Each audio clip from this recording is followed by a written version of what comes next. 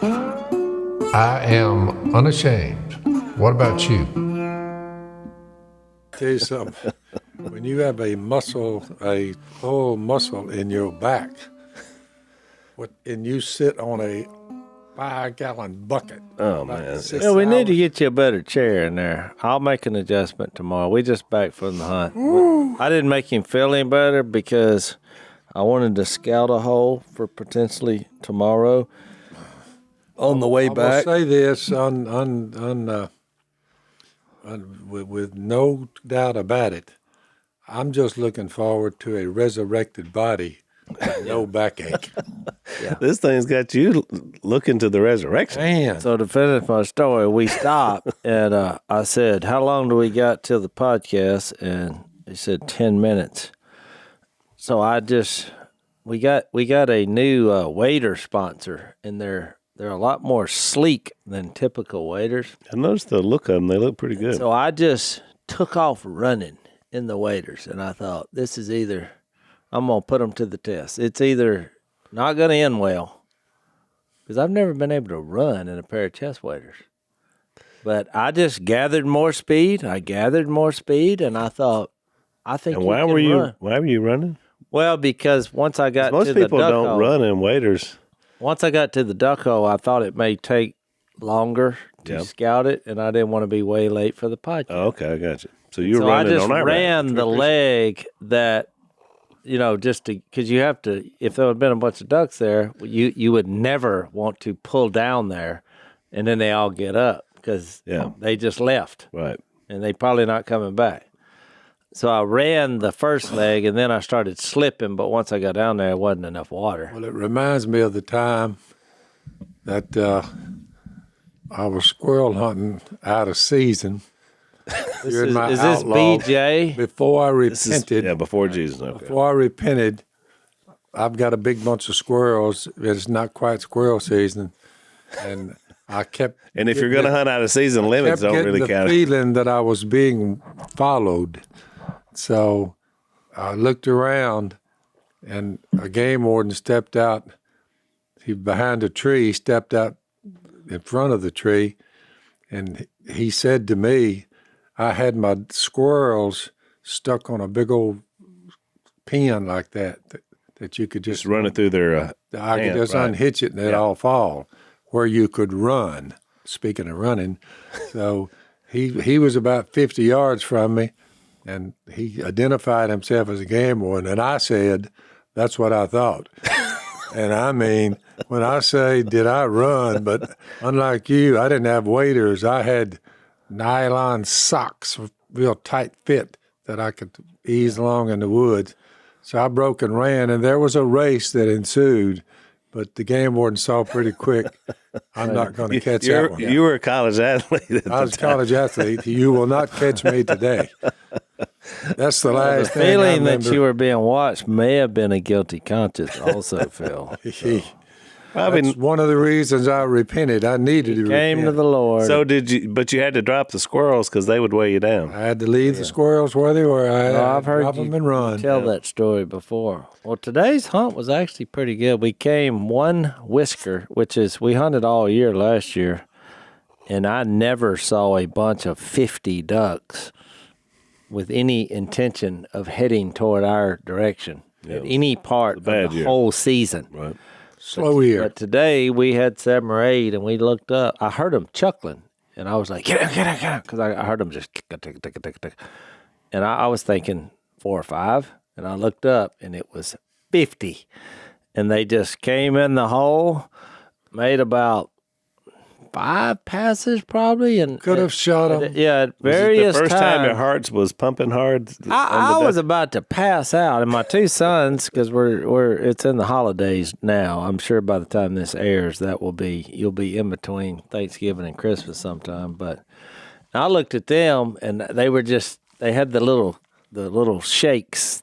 For you deer hunters out there, it's that same feeling you get when that big buck deer walks out. For duck hunters, it's when a big bunch, you got a chance at getting into it. You could hear the wind on their wings. Oh, it's a hole out in the middle of the woods, pretty tight. So if they'd gotten in there, I'm assuming they didn't. They didn't come in. We got one that after all the smoke cleared. A few of them had lit wide. We could have shot one or two at various times of the circle, but we were going for the whole bunch, or just at least 4 or 5. Yeah, something in there good. We try to get them in right. We could have pass shot them, but we don't like to pass shoot big bunches because you tend to educate them all, and you're not, you don't want to wing them down. Unless you cripple more that way. Yeah.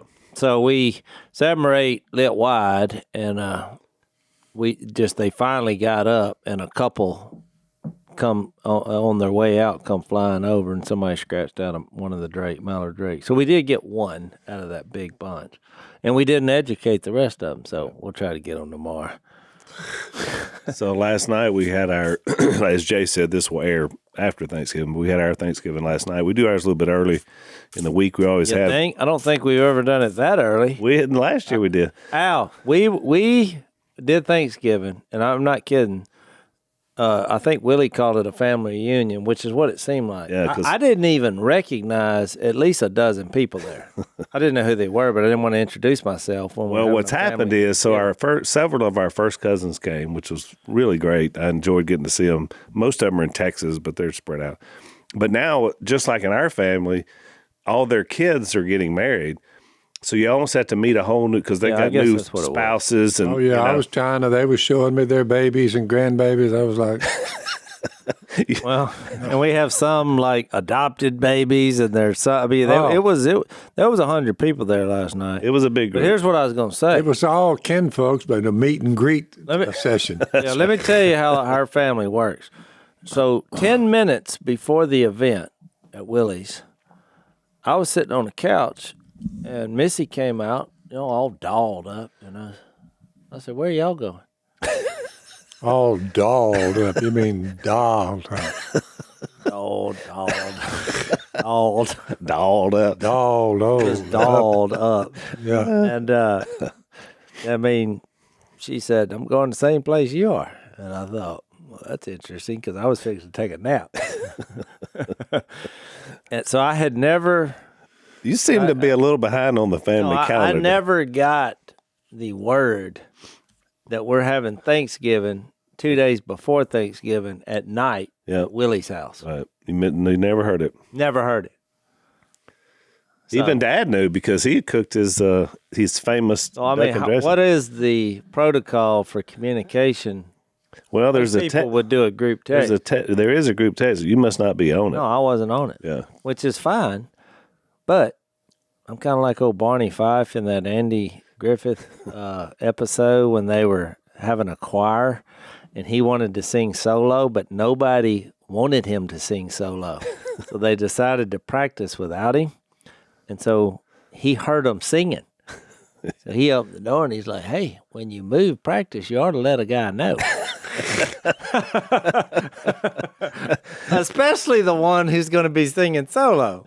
It's funny, Jace, because I had a quote too from last night. I was thinking, I just watched Wyatt Earp recently. Tombstone was so good. Kevin Costner came out with a movie about Wyatt Earp around the same time, but nobody hardly watched it because the other one's so good. But it really is a good movie. And his dad. It's a little cheesy, but it's like funny, it made it funny. I don't think they were trying to be funny. You're talking about on Tombstone? Yeah. But it made some funny lines. Yeah, well, the writing was really crisp. Yeah. But in Wyatt Earp, it's much more about his young life, too. And so Gene Hackman plays his dad. And so it starts when he's a teenager. That's when you first meet Wyatt Earp, and the Civil War is going on.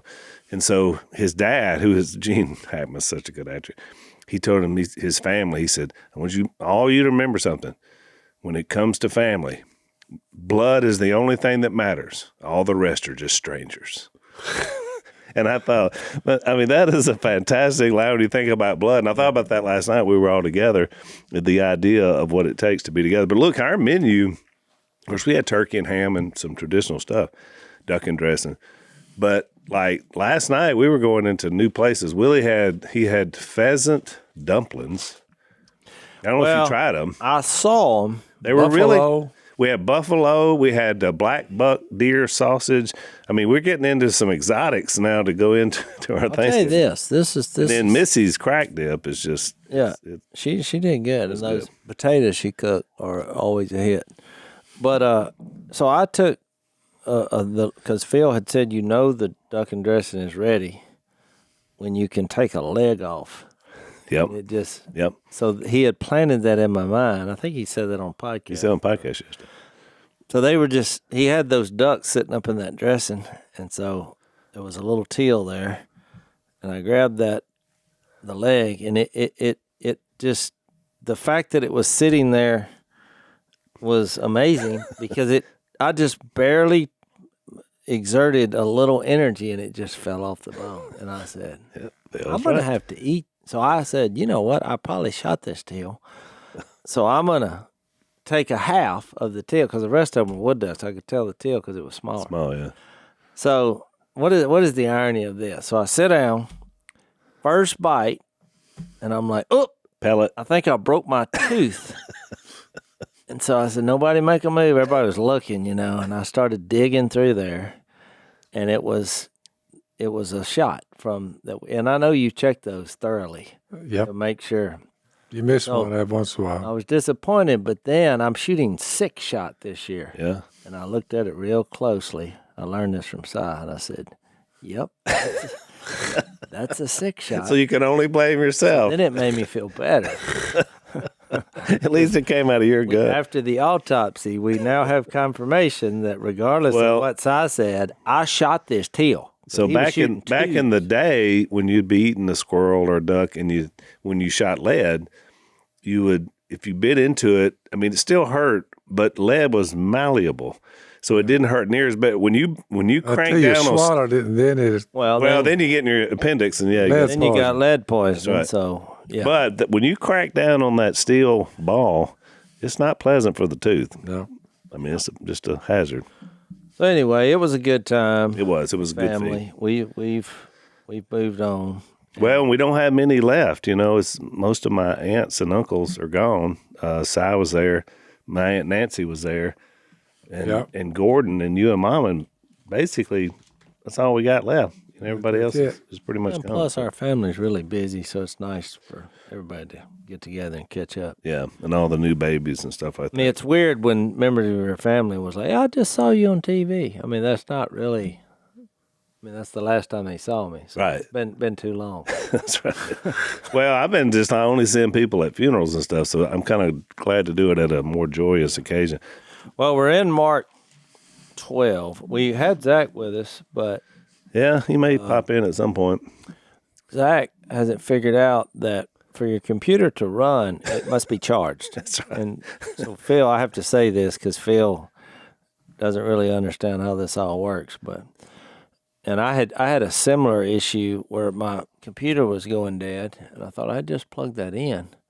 And it made me have a spiritual application because last night I plugged it in again, and I looked up at the little battery lightning bolt didn't pop up. Yep, so it's not charging. And so I looked at the wall.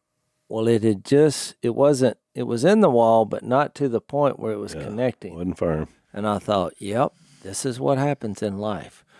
You have the appearance that you're plugged into the power, but you're not plugged into the power. You're just not quite there. You got to plug into the Lord's power. So in defense, I know exactly what's happening with Zach right now. He's 1,500 miles away from us, but I can tell you what's happening because my grandkid, I have a bunch of teenagers in my house. He does too. They're his kids, my grandkids. And every time you need a charger, you can't find one. They've hauled them off. Somewhere there's a pile of chargers as big as my house because I bought hundreds of them. Right now, he's scrambling around his house trying to find a charger for his computer. That's exactly what's going on. And so we may never see him. So to give you a review. Hang on, let's take a break before we do that.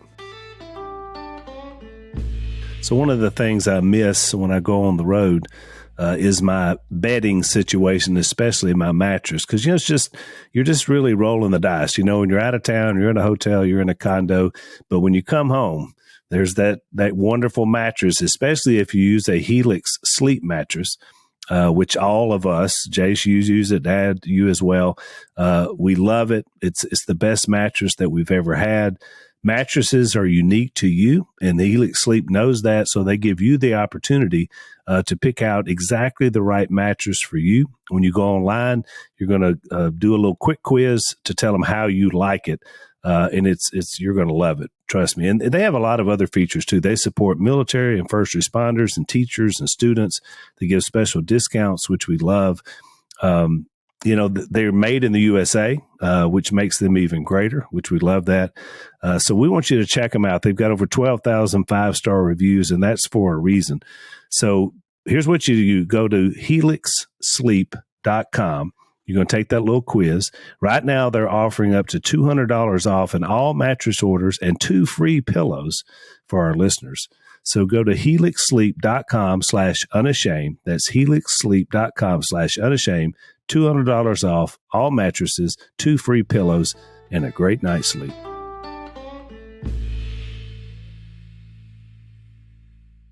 Jesus makes his triumphal entry in quotation marks that someone came up with when he came riding on a donkey. Here, the king is here. Which, it's funny, Jase, it was, you talked about that when we did that podcast, but you're right. It's really only triumphal in hindsight. Exactly. That, in the moment, it didn't. It wasn't nobody looked around except the few people who had seen him bring back a dead man, right. One of their friends, Lazarus, and the people who really knew him, his closest followers, and the little group of women who would later on see his death, burial, and resurrection. They're like, yep, the king is here. But to everybody else, here's a guy making all these universal claims and doing things that only a God could do. They're like, oh, you're coming in on a donkey with some, you don't have a coin to your name. You have no house. You have no power materially. You don't have a political presence anywhere. They just didn't believe it. No. So then he goes down there and clears the temple, which, guess what? All that did was make the religious people mad because the passion of Jesus' closest followers, I'm sure, was concerning to them. And so when you get to the end of chapter 11, well, their question is authority. And you remember that story about that parable that he said, John's baptism, was it from heaven or... And so they're like, well, we don't know. And he's like, well, so I'm not going to tell you where my authority is coming That's from. right. I mean, and then it just escalates. He then tells a parable that seemingly is directed at, well, not seemingly. Well, it was directed. It was, but I mean, saying I've You sent almost you didn't prophets. have to do it in a parable style because this one wasn't hard to figure out. Right. And then an argument developed with the Pharisees and the Herodians about politics. And that's when they had the man with all the quarters, Caesar, and the man that didn't have a quarter to his name. And he's talking about, you can give these little quarters to Caesar, but you give to God what is God's. And he used a different verb there we talked about, which is your life, your allegiance. Yep. Goes to God. They were amazed. Then the Sadducees come up, and they have this big argument about the afterlife.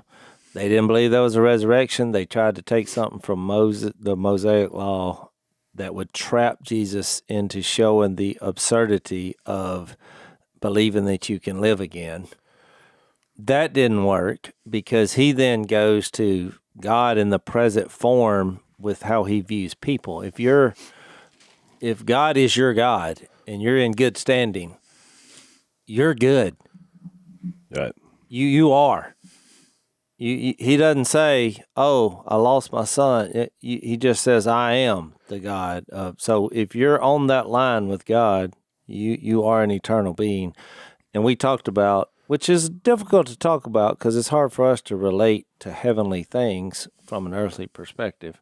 Right. Because we were like, well, will I know my wife? And yes, you'll know your wife, but you will no longer be interested in the physical lovemaking that we call sex to populate the earth. Well, whatever we're going to be doing will be better. And even the downsides, like Dad quotes the verse that Paul said from 1 Corinthians 7, when people marry, there's a lot of trouble. There's a lot of difficulty. I mean, two people becoming one is... They will face many troubles. Many troubles. And so all that's removed in eternity. Exactly. None of that stuff. So that leads... So an observer, one of the teachers of the law, heard this discourse with the Sadducees, and he says in verse 28,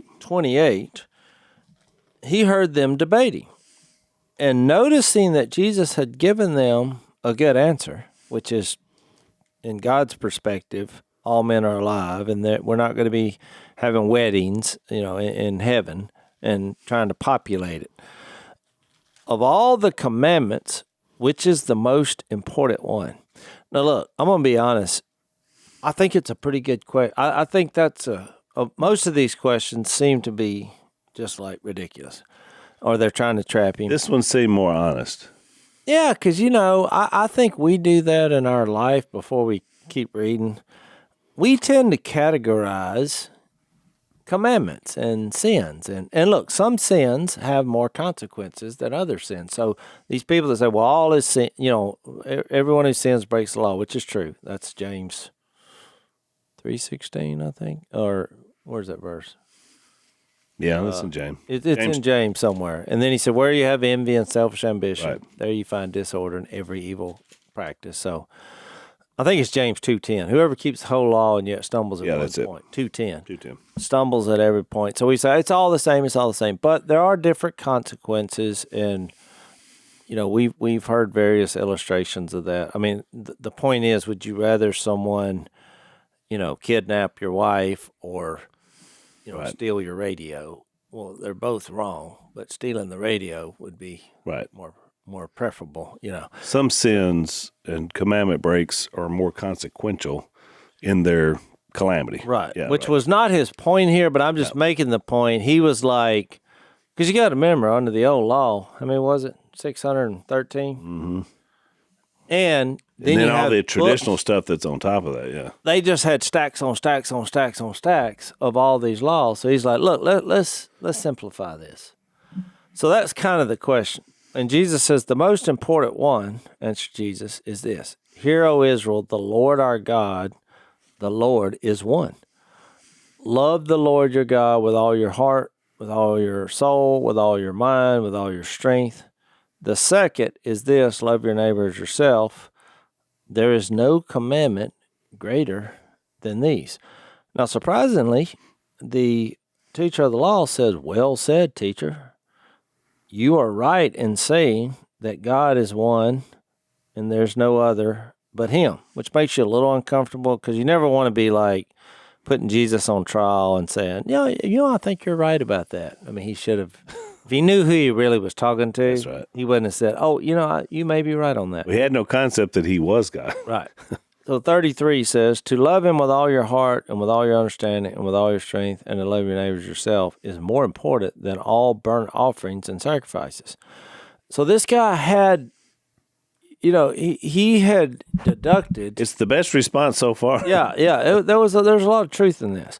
So when Jesus saw that he had answered wisely, he said, well, you're not far from the kingdom of God. I'm not sure if that's a compliment or... I mean, it's definitely more positive than his other responses, but I guess it is a compliment. I read it as a compliment, like, all right, you're not far. I like, you're moving in the right direction. But close doesn't work. But close is like their power cord days. You're right. If you don't go ahead and get it plugged in all the way. Yeah, that's all where I was going. Yeah, that's all. So, and from then on, no one dared ask him any more questions, which now that response seems a little... It almost seems like it wasn't as... Well, and it seems like he said something more profound than we think he actually did, which got me to thinking. I have a theory on this. I'm wearing my I could be wrong t-shirt today. That's right. So for you that are just listening, always remember that. The power is the Lord. We're jars of clay, and our jars have little cracks in them sometimes, so we could be wrong. But I was going to say that I think by this statement, when you look at our culture today, because our culture is really, I'm not sure the technical word for it is, but you have all these different beliefs and religions. And I told you, when I looked up about afterlife, most people believed in afterlife, but now not everybody agreed on what exactly that entailed. And so I think if you think about what he said, when he said the Lord, our God, the Lord is one.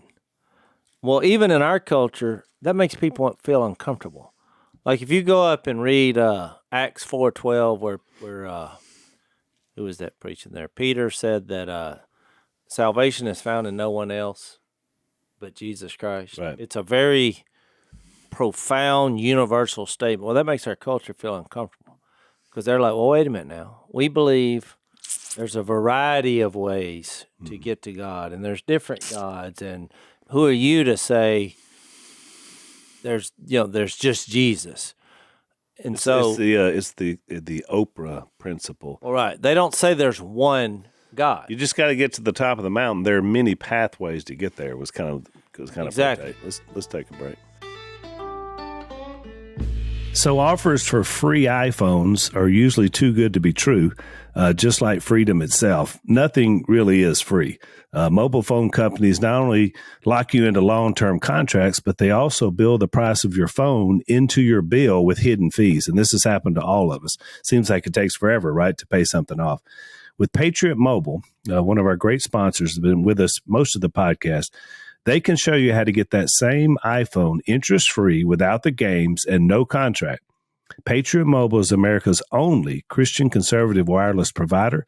They offer nationwide coverage on the best 4G and 5G networks because they use the same towers as the major carriers. So you get great service, but you also support a company that supports what we love, and that's our God-given rights and freedoms.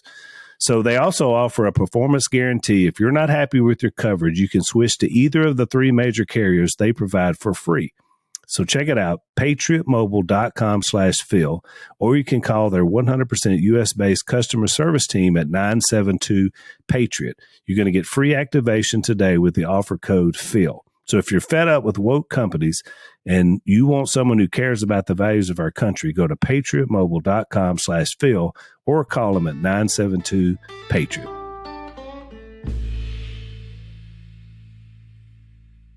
But I think the irony of what he said is look, then he's like, and this one God you love with all your heart, with all your soul, with all your strength, and all your might. But then he says, but you love your neighbor as yourself. Well, the same guy who's ridiculing you for saying there's one Lord and God, he said, but you love your neighbor as yourself. I mean, there's some irony in that even though we don't agree, we do not water down who Jesus is. We should be clear on that. Because you got to remember, people who say, well, you can't go out here and say Jesus Christ is the only way. Well, them saying that shows you that they're doing the same thing that they're accusing you of doing. That's right. Their view is saying our view on God is that doesn't matter what you believe, we're all going to make it. Right. Well, that's you're evangelizing me saying I'm wrong. Yep. Yeah. So you have to believe in something. And what separates Jesus from everyone else is an innocent sacrifice for the sins of the world, a universal made available to everybody. Right. And he came back from the dead. Right. Well, to me, that's what sets him apart. Right. All these other religious leaders, they may have, commandments and things and guides and movements, but it always ends at death, or there's no way to remove sins other than you do it yourself, which we've already proven by what we've read. Well, I'm not sure because, I've only done cursory studies of other religions that don't include Christ. And I don't think, and I could be wrong, as you said, Jay, I don't think there's, in any other religion, there's any provision for sinfulness. In other words, there's a lot of things about living better and achieving statuses of certain goals and heights. And it is behavioral stuff that's in the religion, but I don't think there's any providential situation for sinful behavior, which, to your point, makes Christianity. And they have to be paid for. Yeah. What you still got to deal with it. Now, from their perspective, maybe they don't think you do, but I'm saying even, there's no provision. There's you need to live better, you need to do this. Truth to so I think when you back up to even the withered fig tree, I'm going to make a point here because we brought this up before in 11:24 when he said, I tell you, whatever you ask for in prayer, believe that you have received it and it will be yours.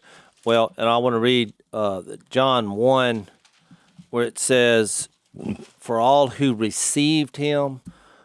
This is something we receive. This is what separates Jesus from others. It's always a law system where if you work hard enough, long enough, keep the right ones, you'll get something. You'll get reward. You'll get heaven. You'll get the afterlife in whatever religion. Mm-hmm. And this is a gift. I mean, you read Ephesians 2. It's a gift from God. It's not, the famous Ephesians 2, you're saved by grace, and it's a gift of God, not from yourselves, so that anyone can boast.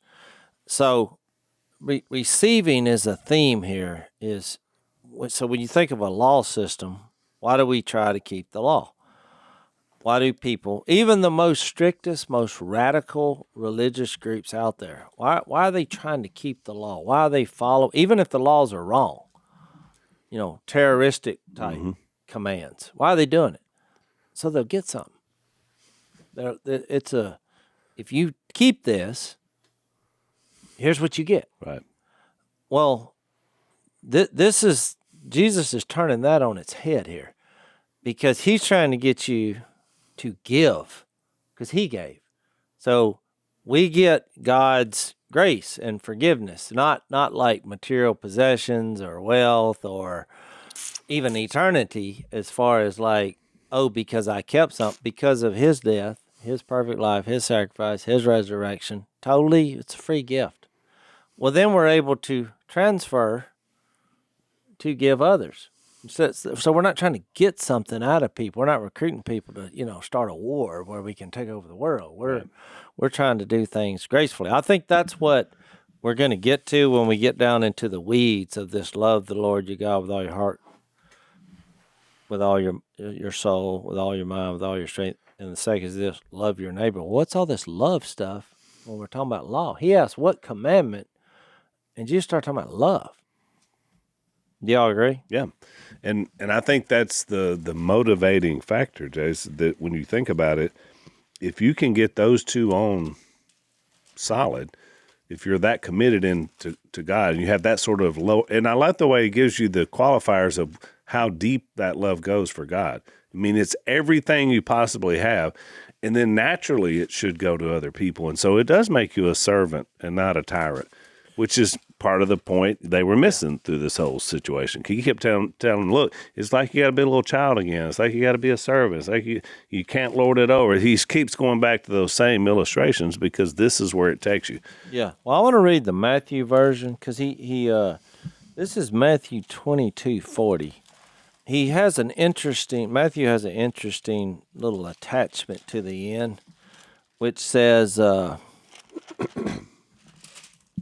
so when he says in this, so back up to 34, same story. Hearing that Jesus had silenced the Sadducees about the marriage in heaven, and Matthew records it in the same order. Here comes the expert of the law. Which is the greatest commandment in the law? Jesus replied, love the Lord your God. Same speech, with all your heart, with all your soul, with all your mind. This is the first and greatest commandment. And the second, love your neighbor as yourself. But then he adds this little phrase: all the law and the prophets hinge or hang on these two commandments. Mm-hmm. I think that provides some clarity here. Yep. Because you're like, well, wait a minute. How does loving God and loving other people, how does that sum up the entire hundreds and hundreds of laws that were there? So then you start thinking, well, wait a minute.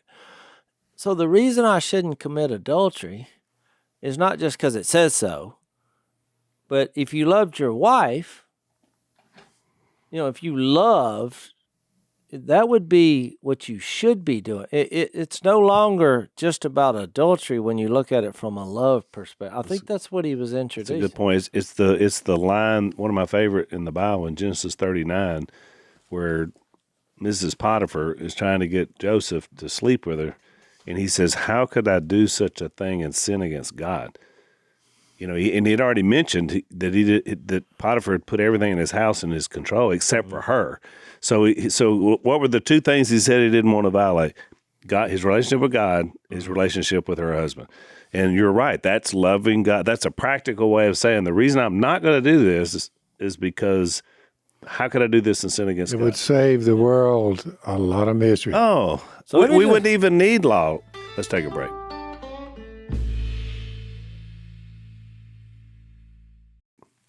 It makes a better friendship, a better family, a better society, a better No doubt. earth.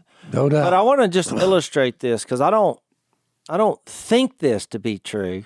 When you read other passages later on that provides clarity on this, you realize what he was saying. Because think about what Jesus is ultimately fixed to do. He's going to die for the sins of the world. He's going to be buried, and he's going to be raised to show that all people can be raised. You can live again. If you miss out on this, don't blame him. There's a way to do it. There's a way to plug into this power, and he showed us. So when you think of that light in this conversation about law and him introducing love in it, so he, in verse 20 of Ephesians 4, Paul says, you didn't come to know Christ that way. Surely that you were heard of him when you were taught to put off, it says you were taught in him in accordance with the truth that is in Jesus. You were taught with regard to your former way of life to put your old self off, which is being corrupted by its deceitful desires, and to be made new in the attitude of your mind, and to put on the new self created to be like God in true righteousness and holiness. Which you think about when you get to reenact Jesus' death, burial, and resurrection, and Romans 6 describes that. That's only possible because of what Jesus did on a cross and at the resurrection, right? Yeah. So there's something working here. They're saying no to these obvious commands, but there's also a saying yes, and it's done. The vehicle is love, because watch what he says in 25. So you should put off falsehood, which is a clear commandment under the old law. And look, we all know it's wrong to lie, right? But then he adds something to it. For we're all members of one body. Therefore each of you should put off falsehood and speak truthfully to his neighbor. Well, wait a minute now. There's a difference in just not telling a lie and speaking truthfully. Mm-hmm. So he's like turning their view of the commandments. He's flipping it on its head. He's looking at a bigger goal. He's like, it's not about just not doing wrong. And by the way, you're never going to be able to pull that off. Right. I want you to love God so much that you want to speak the truth about who? About God. And to love your neighbor so much because you don't want them to miss heaven or miss out on the new life or the purpose. So you speak truthfully. Well, now we're getting into love, because only love, when you read the definition in 1 Corinthians 13, would produce something like that. So you read the list. It's kind. It's not self-seeking. It does not envy. It does not boast. It keeps no record of wrongs. It always protects. It always perseveres. Well, that's what love is. But look, he gives another example. Look at 29 of Ephesians 4. Don't let any unwholesome talk come out of your mouths. Well, so we all know that's wrong. And we hear it today. If you hear a guy cussing, you're thinking, well, that's easy to clean up, you'd think. But that wasn't just the goal. He said, but only what is helpful for building others up according to their needs, that it may benefit those who listen. It's not about just law keeping. He's not up there with a gavel saying, don't you say it. No, he's wanting you to be transformed by his love and his grace. And look, there's other examples here, but when you get to chapter 5, verse 1, then it really says what I think Jesus is introducing. Be imitators of God, therefore, as dearly loved children, which he just mentioned us as children of the resurrection in Mark 12, and live a life of love, just as Christ loved us and gave himself up for us as a fragrant offering and sacrifice to God.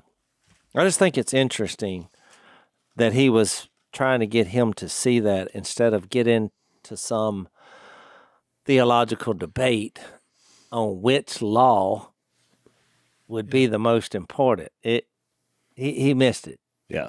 It was a good question because it identifies with all humans, but we have a problem, and our human problem is we want to do the least amount possible. That's right. To get the rewards. It's like Zach described youth work. It's tell me I can get right up to my line before I'm crossing over.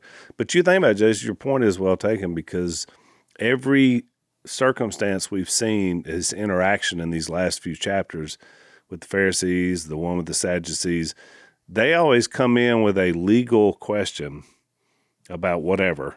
And he always takes a much bigger view. When they came in about the marriage and divorce, he told them how beautiful marriage was and why God came up with it to begin with. When they came in about the who's married and the resurrection, he gave them the bigger picture of, hey, you don't even need to worry about stuff like that. My God's so big, we're not going to be thinking about who we were or weren't married to when we were down on earth. So he kind of always keeps expanding it. And you're right. I didn't see it as much in this one, but you're right. He does the same thing with this. He expands a legal question. Oh, he turns it on its head. Because when you think about it, look, law, you trying to keep the law makes you realize that the need for love in this.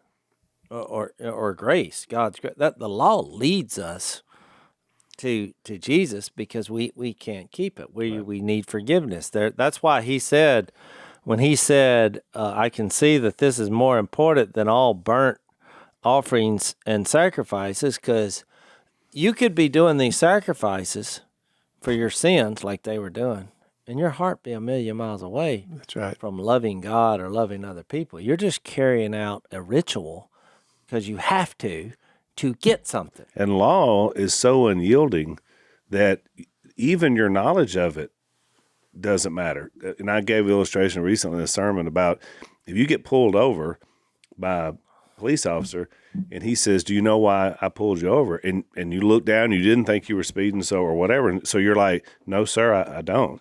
And then he tells you something that you were doing that's against the law, some traffic law. And you're like, well, I didn't know.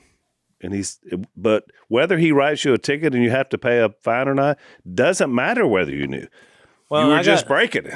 Well, and I got news for you. He didn't love you either. No. It's like, look, when they sacrificed these animals, those animals didn't love those people. Right.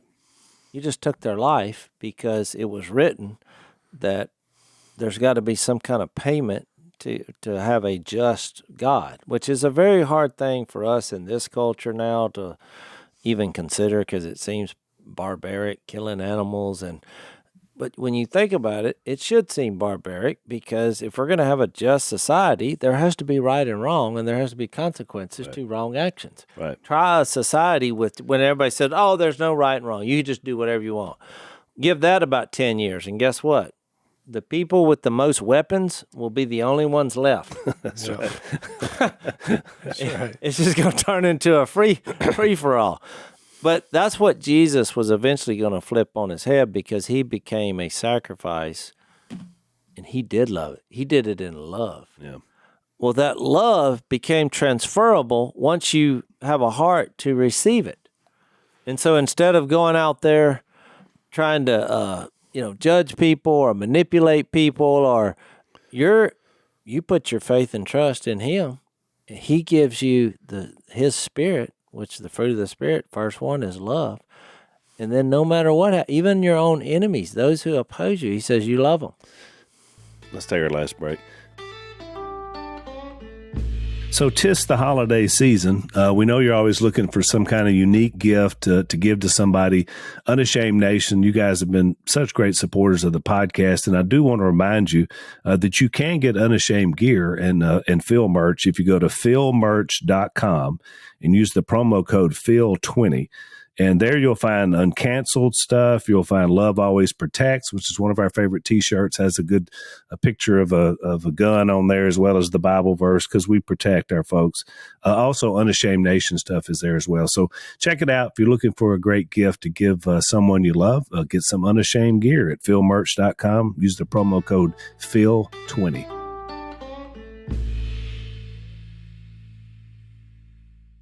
And Jase, don't you think, was it John 13:35, where he was preparing the disciples for what he was about to do? And he said, the greatest act of love is to lay down your life for your brother.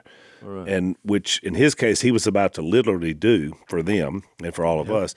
But even think about it, that could be every day. I mean, that's a lifestyle too. About it. Like when you get married, you're not saying, I just said I loved you at the beginning. You're living that out every single day of your life. With everything you're doing, like the Apostle Paul in Romans 12, in view of God's mercy. Yeah. You do this, in view of his mercy. Right. That's your motivation. Right. He didn't have to do it. Yep. God so loved the world, he sent Jesus. Whoever believes in him won't perish. Right. And I like that the way that verse ends. He says the only way you can really understand the will of God is to be willing to be transformed by the renewing of your mind. That's right. Which happens when you submit to him, which takes it back to that first greatest command. He's asking us everyone, just to be honest. Yeah.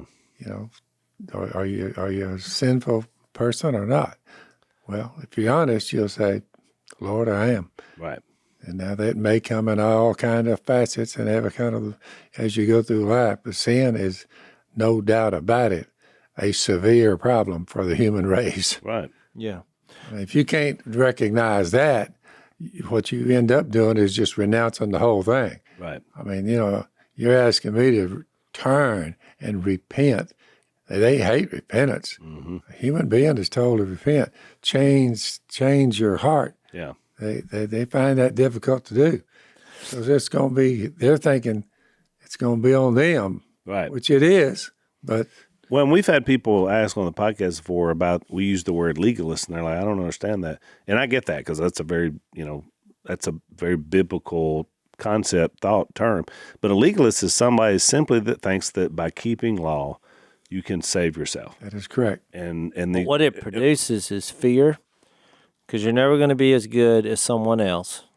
There's only one person, out there who has kept the law the best. Right. Only God is good. Well, ultimately, Jesus didn't break any, but I'm saying if you stacked everybody up and took the 613 laws, there's only going to be a handful that have kept most. There'll be some better than others. Right. Yeah. So now they still aren't perfect. But to be flawlessly perfect, but you're going to be legally speaking. Yeah, you're going to be fearful because somebody's better than you. What does that mean? That means they're going to get something better or you're going to get something worse. And then there's a pride there because we don't like to admit that we're flawed.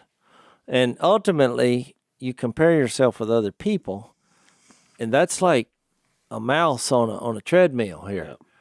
Yeah. You're never going to be good enough. It's never going to be enough, and you're never going to be able to get past whatever mistakes you make. I mean, look, there's people who live their whole lives because they made a mistake. People end up couldn't get over it. They end up literally killing themselves. Yeah, because there's no place for forgiveness or provision. But what I was going to say is, the law, trying to keep the law leads you ultimately to the love of Jesus. That's why it's so appealing. But it also, the love of Jesus leads you to wanting to keep the law. Yeah.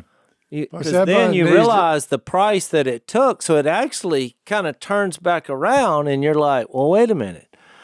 That's why he was saying, I'm not just saying don't have unwholesome talk come out of your mouth, because that's the way we look at it. That we tend to. In terms of chucking the whole thing, but you say, children, worship God and Him only, honor your father and mother, don't murder, don't steal, don't lie, don't commit adultery. You're like, what's wrong with those things? What if people did do it? Right. So it's not like it's beyond doing. You can become a far better person. Well, lose the fact that you're a sinner. Yeah. I can't make it by this system because one violation and I'm done. Right. Well, and to Jase's point, when you look at the Big Ten, the first couple there are the idea of making God number one in your life, and then the rest of them are loving your neighbors yourself. Yeah. I mean, so that again comes back to the whole point that it all boils down to these two concepts, which is what Jesus said. Love for your fellow man would solve a lot of problems, Al. Well, it would take care of most of those commandments for sure.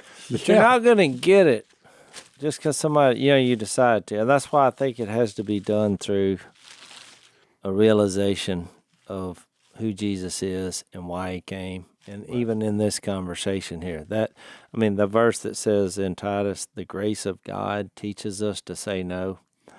That's where we want to get to. What is the grace of God? Yep. Right. It is His sacrifice out of love, despite our being flawed and deserving what He went through. The Apostle Paul wrote in Romans 3, the way of peace they do not know. There is no fear of God before their eyes. So they just try to just plead deafness.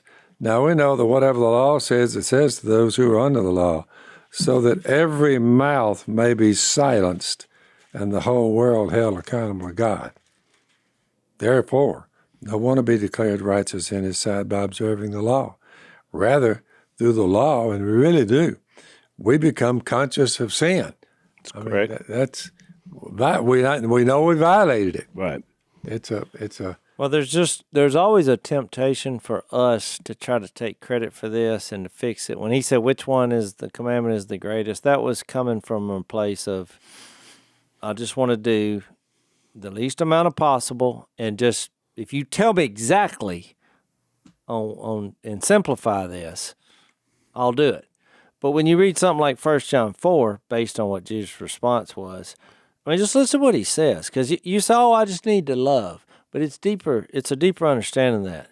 Because 1 John 4:7 says, dear friends, let us love one another. But he doesn't stop there.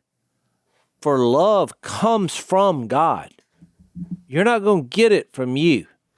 I just read it. And love one another. Love does no harm to its neighbor. But you get it from God. For love comes from God. That's what it says. Yep. Then it says, everyone who loves has been born of God.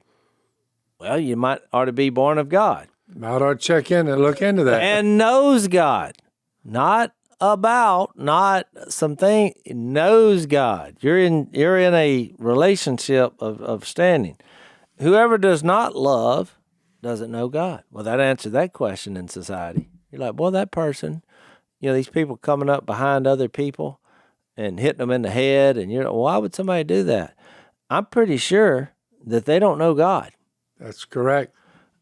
This is how God showed his love among us. Well, now we're back to Jesus. He sent his one and only Son into the world that we might live through him. And look, this is embarrassing that John had to clarify this. But he says, this is love. I mean, if you just want to come out and say it. And he says, not that we love God, but that he loved us and sent his Son as an atoning sacrifice for our sin. There you go. I mean, he's like, do not make this about you. Yep. Well, what is the law about? Law's about you. Yep. Here's what you do. Give me the list. Well, you're not going to be able to do it. So then, That's why look, you these can same keep people. every commandment there ever was. Yeah.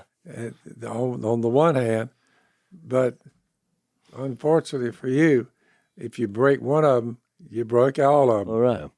But that's what I was going to say. Is it so? What You people don't do? want to try to get out of say, here oh, it's based not on about your own merit. They say it's not about law keeping; it's about love. Well, then the same person who's trying to be justified by law, then they're trying to be justified by love. They're like, "Well, I love everybody. I mean, look at what I did. I did this. I did." No, that you're getting this from a source. This is received from God, and then you transfer what you learned from Jesus. Jesus, if you're perfect, then we can have a different conversation. But if you've ever sinned, you'll realize a need for forgiveness. It'll lead you to Jesus' sacrifice, and then you won't be looking at it from that perspective. It will work. So we're out of time for Unashamed, but we'll continue this discussion in our overtime. If you want to follow us over, it's blazetv.com/unashamed. And remember, when you subscribe to Blaze TV, you get all their content, which also includes 800 episodes of In the Woods with Phil, which a lot of people are going back and enjoying as well. So check it out and follow us over to Overtime.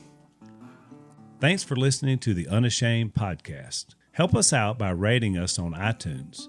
And don't miss an episode by subscribing on YouTube, and be sure to click that little bell to get notified about new episodes. And for even more content that you won't get anywhere else, subscribe to Blaze TV at blazetv.com/unashamed.